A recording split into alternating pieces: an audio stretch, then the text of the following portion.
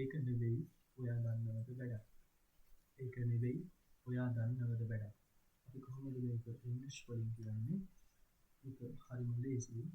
ඉංග්‍රීසි වලින් අපිට පුළුවන් මේක කියන්න මෙන්න මේ විදිහට.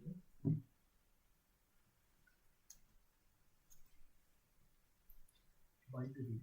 by the way කියන්නේ ඒක නෙවෙයි කියලා අපි අදහස වෙනත් මාවතකට වෙන කරනවා. නැත්නම් අලුත් අදහසක් ඉදිරිපත් කරනවා.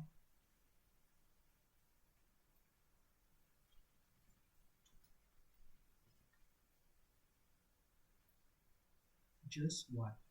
By the way, just what? By the way, just what? ඒක නෙවෙයි ඔයා දන්නවද වැඩක්. By the way, just what?